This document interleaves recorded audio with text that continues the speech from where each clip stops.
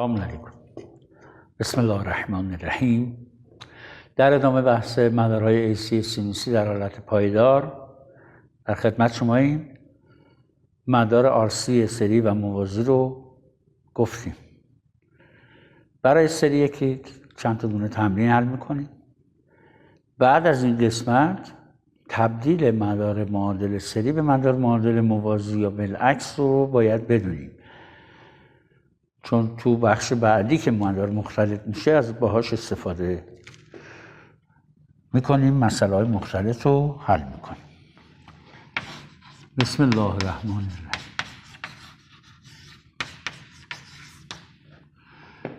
مدار AC سینوسی در حالت پایدار، حل تمرین مدار RC سری. فرض بفرمایید عنوان مثال یه مدار به ما بدن، یه مقاومت به یه خازن و یه منبع ولتاژ معلوم، بگن حل کنید.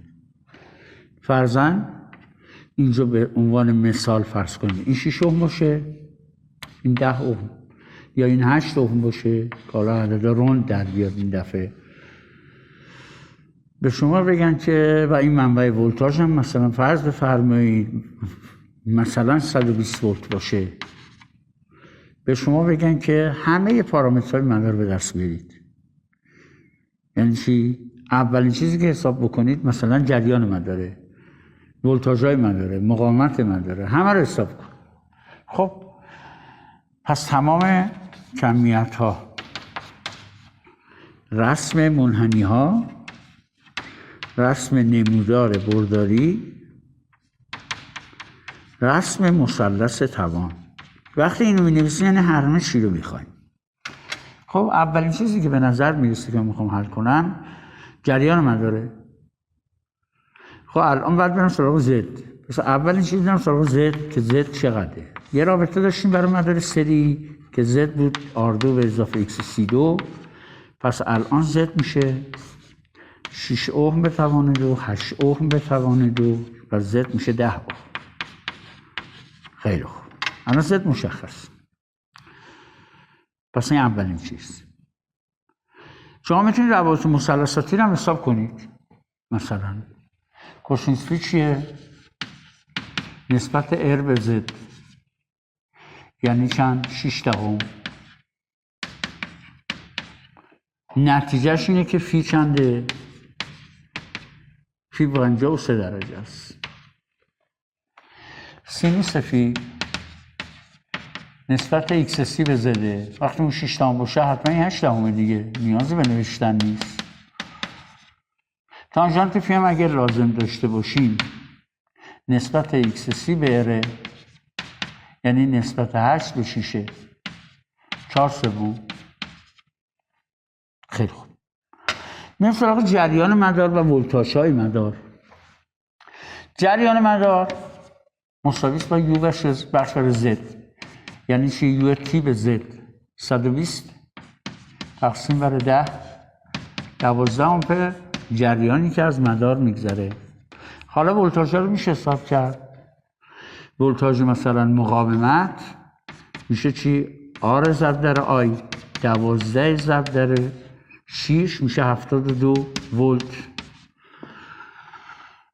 و ولتاژ خازن هم هست XC ضرب در آی 8 ضرب در 12 ضرب در 8 یا 8 اوم ضرب در 12 96 ولت. خیلی خوب. حالا جمع برداری این ولتاژها دقیقاً یعنی از این رابطه ولتاژها بریم جمع برداریش میشه 120 ولت. خیلی خوب. این از جریان. حالا به ما میگن معادله ها رو بنویس. اینجا فاز مرجع رو چی بگیرم؟ این دیگه با اختیار با منه. بله. اونجا نباید کوسینوس منفی میذاشتیم؟ نه. چرا منفی؟ چون 53 درجه بخوایم به دست بریم باید منفی باشه. نه، مثبت و منفیش یکیه. دایره مثلثاتی 53 درجه کوسینوسش اینه منفی 53 درجه هم کوسینوسش اینه، پس فرق میکنه. خب حالا خدمت شما عرض شود که بعد از این اگه به ما بگن نمودار ولتاژ ها و جریان ها و اینا رو بگو رسم کن، بس اینه که فاز مرجع رو چی بگیریم. این با ماست، چون صورت مسئله تعیین نکرده. فاز مرجع چی باشه؟ اگر فاز مرجع جریان باشه یعنی چی؟ یعنی آی کل آی ام کل سینوس اومگا تی یعنی چند؟ 12 رادیکال 2 سینوس، حالا اومگا تی هم فرض کنی، فرض بفرمایید اف هم 50 باشه. اگر اف 50 باشد میشه 100 پی تی. این معادله جریان. معادله ولتاژ کل که میشه یو ام کل سینوس اومگا تی به اضافه فیه. چرا؟ چون جریان از ولتاژ جلوتره، پس یعنی ولتاژ عقب‌تره، منهای فی. پس معادله ولتاژ کل میشه چند؟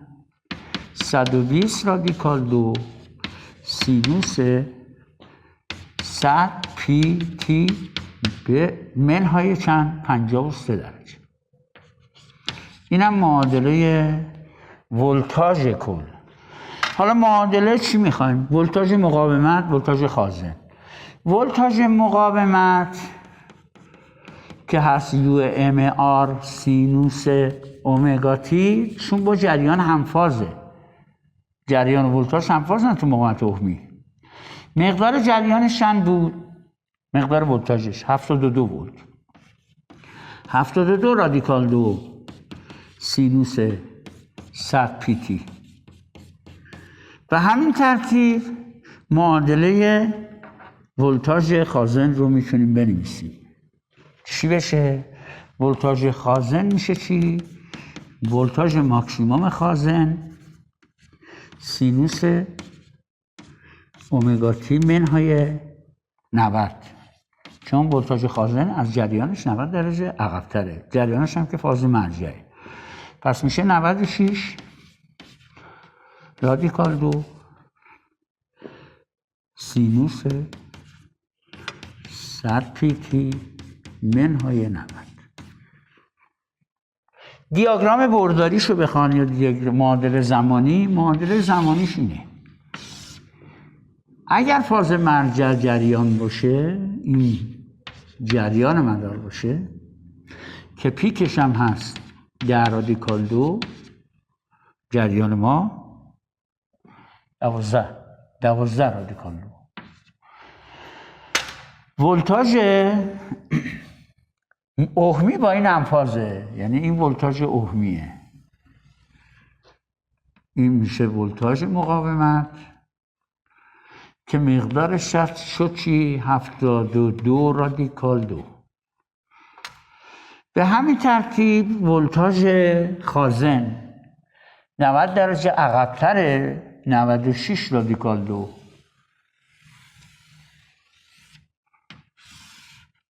این ولتاژ خازنه، پیکش هم هست 96 رادیکال. ولتاژ کل چقدره؟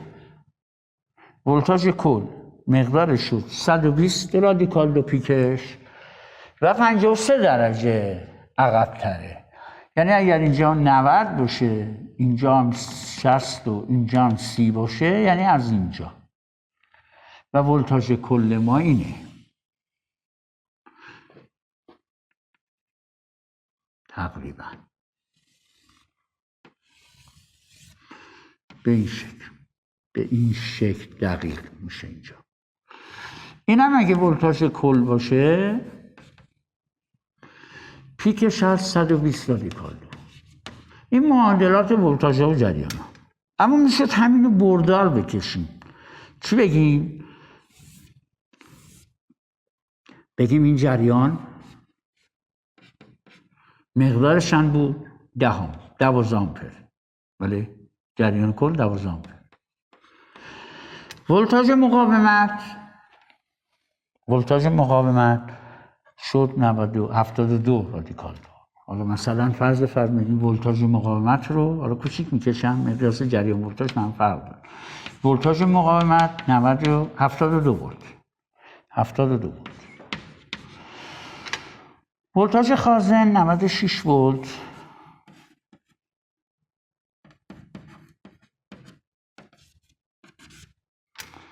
و همچنین ولتاژ کل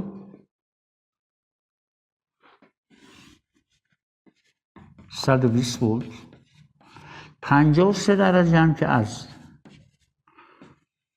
جریان عقب تره. این هم دیاگرام برداری. روابط مثلثاتی هم که میشد هم رو ولتاژ بنویسیم هم از این مقاومت.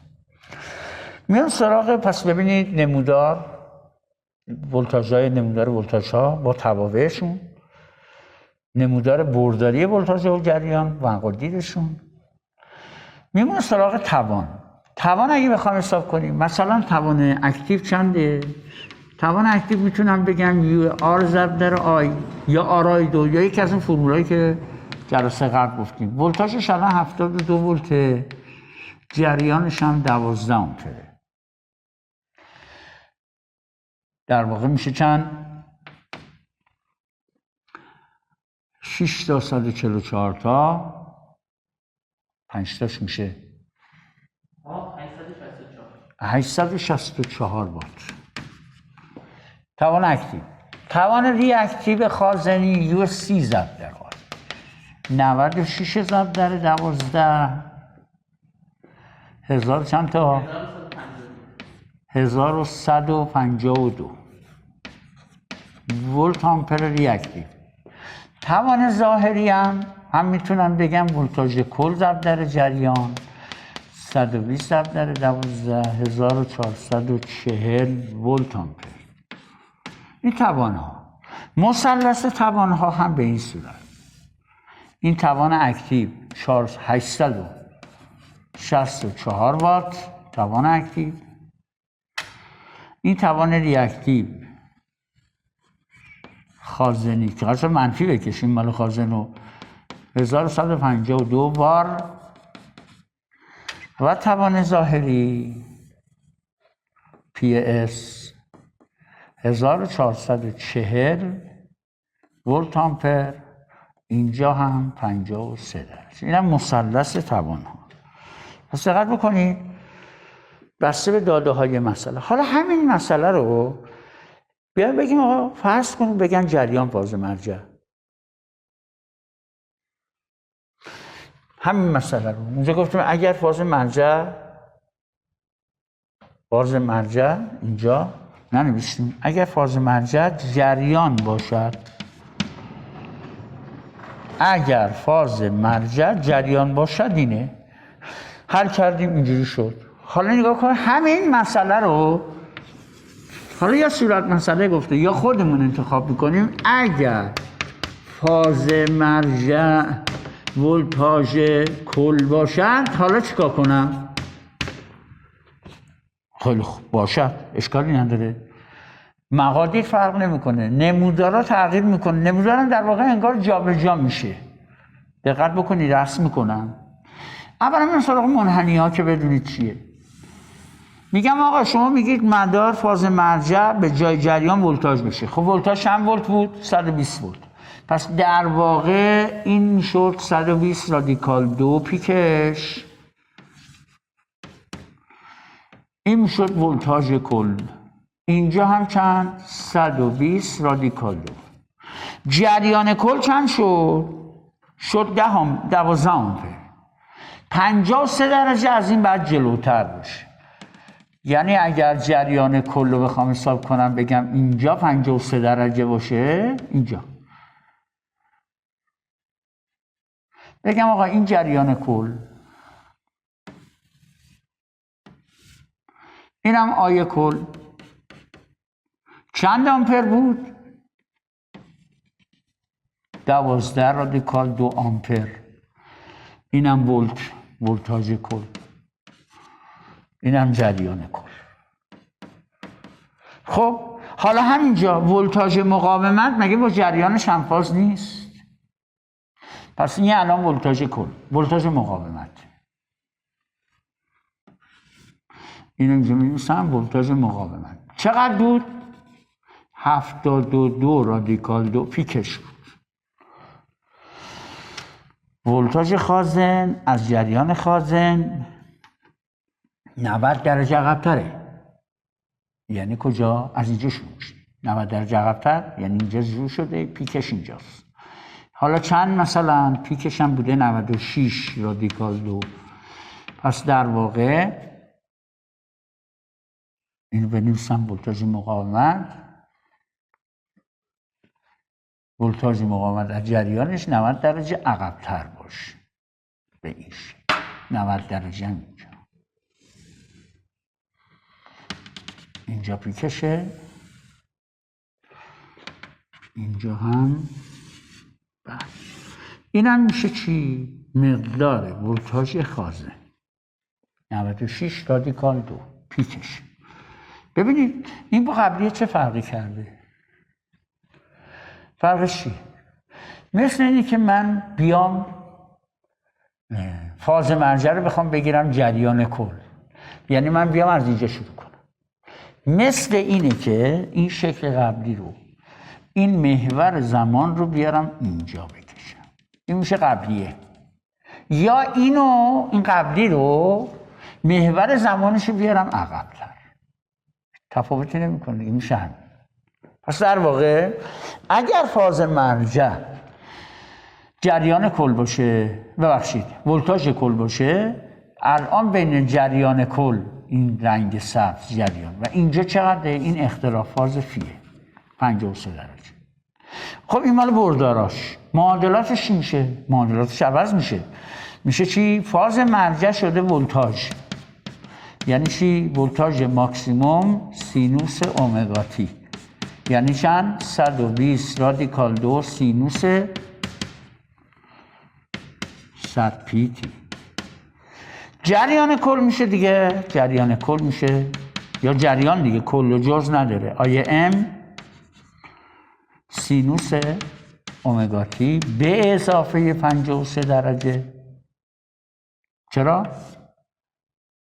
یعنی ولتاژ 53 درجه عقب‌تر یا جریان 53 درجه جلوتر.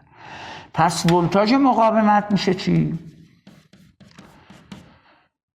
ولتاژ ماکسیموم مقاومت سینوس، اینم عددش رو بنویسم، عددش شد 12 رادیکال 2 سینوس 100 پی تی به اضافه 53 درجه. اینجا هم بنویسیم فی. خب سینوس اومگا تی به اضافه فی، چون این با جریانش همفازه. یعنی چند؟ 72 رادیکال 2 سینوس 100 پی تی به اضافه 53. این هم میشه ولتاژ مقاومت. ولتاژ خازن اگه بخوام بنویسم به این شکل میشه.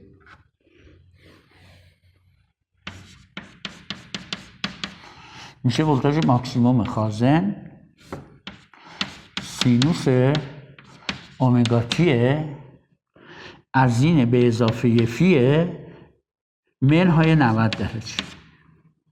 به اضافه فی منهای 90 درجه یعنی چی؟ منهای 37 درجه.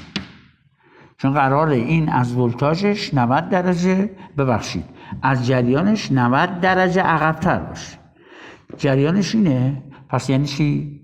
96 رادیکال 2 سینوس 100 پی تی به علاوه 53 منهای 90 یعنی چند؟ 37 درجه. یعنی 96 رادیکال 2 سینوس 100 پی تی منهای 37 درجه. یعنی در واقع اینجا اگر ما بخوایم نشون بدیم اینو، باید بگیم این جریان از ولتاژش 37 درجه، این ولتاژ خازن از جریان کل، که حالا جریان کل رو نکشیدیم دیگه، اگه میکشیدیم 37 درجه معلوم بود. حالا منفیاش هم میتونیم بگیم که 37 درجه عقب‌تره، منفی 37 درجه دیرتر شروع شد. یعنی رابطه بین این قرمزه و این سبزه.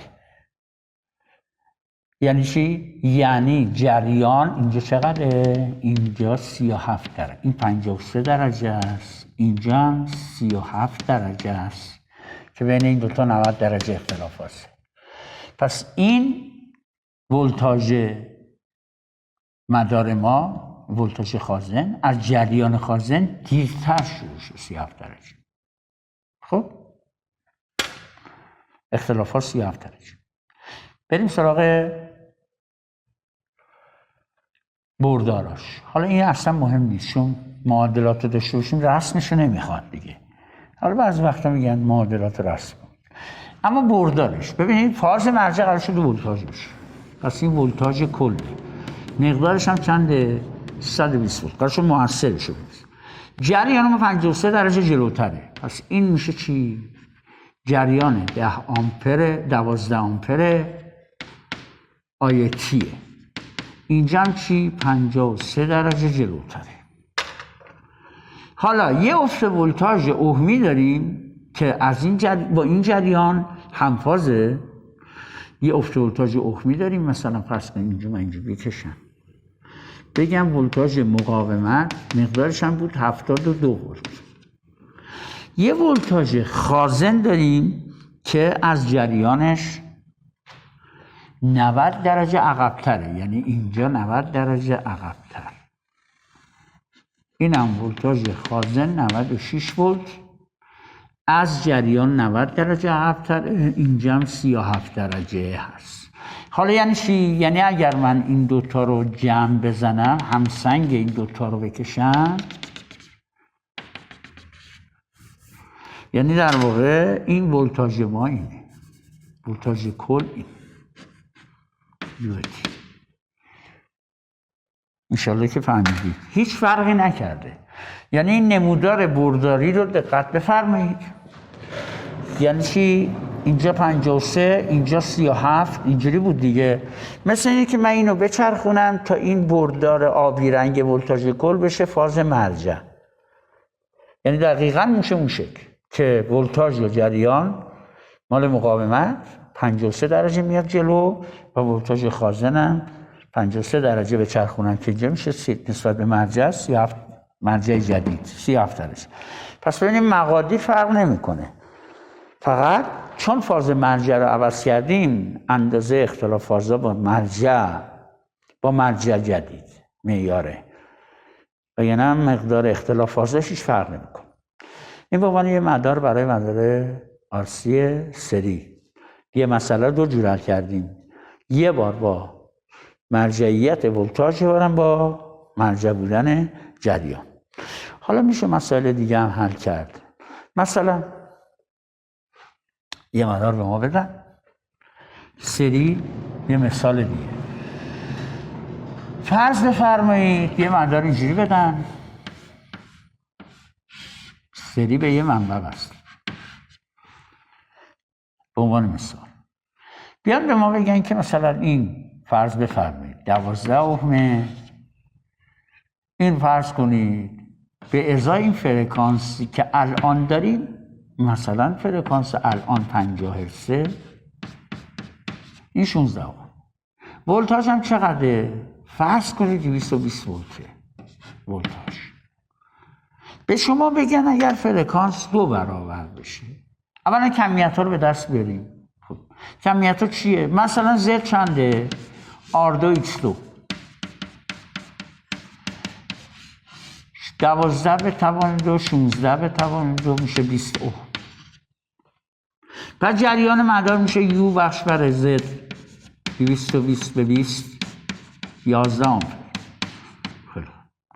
الان یکی میاد میگه که فرکانس 2 برابر بشه، چه اتفاقی میفته؟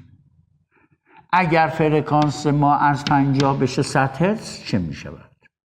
حل میکن. میگیم وقتی فرکانس 2 برابر میشه XC فرمولش هست 1/C اومگا. قبلا چند بوده؟ 1/C ضرب در 100 پی. چون فرکانس 50 باشه اومگا 2 پی اف. پس اگه فرکانس مساوی 50 باشه اومگا میشه 100 پی. قبلا حالت اول این چند بوده؟ این عدد بوده 16. حالا اگر فرکانس جدید بشه 100، مخرج کسر ما 2 برابر بشه، تقسیم ما نصف میشه. یعنی ایکس سی جدید میشه چند؟ 8. خیلی ساده است. بگیم ایکس سی 1 به ایکس سی 2 1 بر روی سی اومگا 1 بر روی سی، ظرفیت که عوض نشده که، پس میشه چی؟ اینو دور در دور نزدیک در نظر کنیم، میشه اومگا 2 به اومگا 1 2 پی اف 1 اف 2 به 2 پی اف 2 اف 1. 2 پی هم ساده میشه. پس نسبت ایکس سی 1 به نسبت ایکس سی 2 مثل نسبت عکس فرکانس هاشونه. پس اگه شما فرکانس رو 2 برابر کنید، مقاومتت باید نصف بشه. یعنی اگر بشه 100 تقسیم بر 50 یعنی 2. پس ایکس سی در حالت جدید، حالا اگر پریم بذاریم یا 2 بذاریم، میشه چی؟ قبلی تقسیم بر 2. ایکس سی 1 تقسیم بر 2 یعنی 16 تقسیم بر 2 8. پس مقاومت میشه چی؟ پس مدار جدید ما اینه، هیچی هم فرق نکرده. یعنی 12 سر جاشه، این شده 8. این هم که همون برق 220 ولته، فقط فرکانس شده 100. چه تغییری کرده؟ خب معلومه زد کم میشه. الان زد جدید میشه چی؟ ار قبلی که فرقی نمیکنه، ایکس سی جدید. یعنی ار قبلی بوده 12 به توان 2 144، 8 به توان 2 64، میشه 208. خب جذرش میشه چند؟ زد جدید. پس آی جدید هم میشه چی؟ یو بخش بر زد جدید 220 تقسیم بر جذر 208 14 و 42. خب تقسیمش هم انجام بدید. 1.5 چی؟ 15 آمپر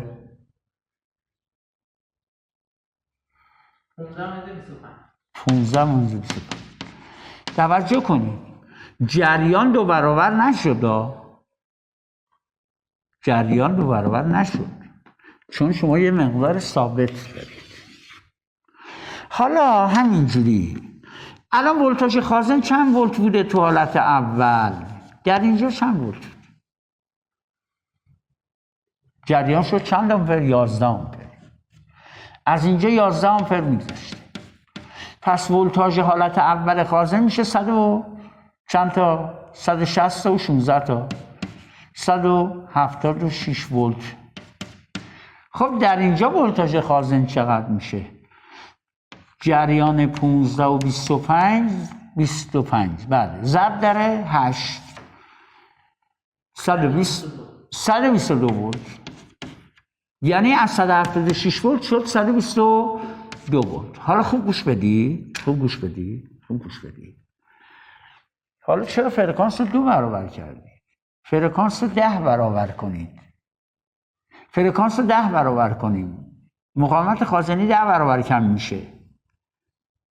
پس جریان شما بیشتر میشه اون وقت.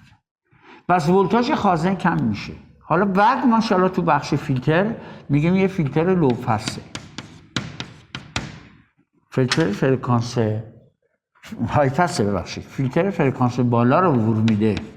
حالا انشاءالله تا بعد فرکانس های برعکس همون لو پس فیلتره.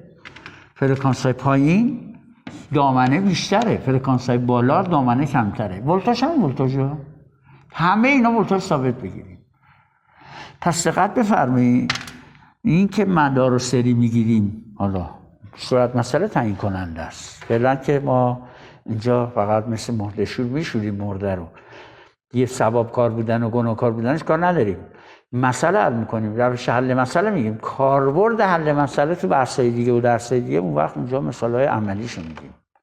آیا فرکانس خیلی زیاد بشه در حدی که مقاومت تقریبا بشه گفت برابر مقاومت یعنی باید اینجوری کنیم آقا، حالا بخش بعد این کارو میکنیم. بگم ولتاژ خازن به ازای تغییر فرکانس. بله؟ ولتاژ خازن به ازای تغییر فرکانس چجوریه؟ ولتاژ خازن شروع میکنه به کم شدن میره به سمت صفر. چرا؟ چون اگه فرکانس بره به سمت بی نهایت، ایکس سی میره به سمت صفر، زد میره به سمت ار، بله؟ آی میره به سمت چی؟ یو بخش بر ار، یو کل بخش بر ار. اما ولتاژ خازن میره به سمت صفر. چرا؟ ولتاژ خازن هست چی؟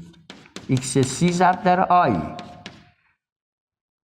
آی دیگه میره به سمت عدد ثابت ها، عدد ثابت دیگه آی شما نمیتونه از این بیشتر بشه. ولی چون خازن شما داره میره به سمت صفر، پس ولتاژ خروجی شما داره میره به سمت صفر. پس یه فیلتر پایین گذره، یعنی فرکانس های کم عبور میده، هرچی فرکانس زیاد میشه دامنش داره کمتر میشه. حالا انشالله تو بخش فیلترها یه اشاره مختصری به این بحث میکنم. پس تا اینجا مثالی برای مدار آرسی سری حل کردیم. یه مسئله رو 2 بار حل کردیم، یه دونه هم به یه شکل دیگه. تو بحث بعدی میخوام ببینیم که تبدیل مدار سری به موازی میشه کرد. یعنی چی؟ به ما بگن آقا این مدار رو که شما حل کردی معادل اینو موازیشو بکش، نه اینکه اینا رو برداریم موازی ببندیم. ما یه مدار دیگه جایگزین این بکنیم که هیچ تأثیری توی مقادیر جریان کل و اختلاف فاز نذاشته باشه، یا ولتاژ کل. ولتاژ کل و جریان کل و فاز ما یکسان باشه، یعنی امپدانس مدار از دید مولد تغییر نکنه، مدارش منتها موازیه. یعنی الان اگه اینجا 11 آمپر میگذره، اینجا یه منبع دیگه باشه، این آر و سی چقدر باشه توی جعبه است، اینا دیده نمیشه. اینجا دوباره 11 آمپر میگذره، این چقدره، این چقدره دیگه، این 12 و 16 نیست. میخوام به این برسیم، تبدیل سری به موازی یا موازی به سری، که برای بخش سوم مدارهای مختلط، مدارهای ترکیب سری موازی از آر و سی، بتونیم از این تبدیل برای حل مسئله استفاده کنیم. تا جلسه آینده، خدا نگهدار.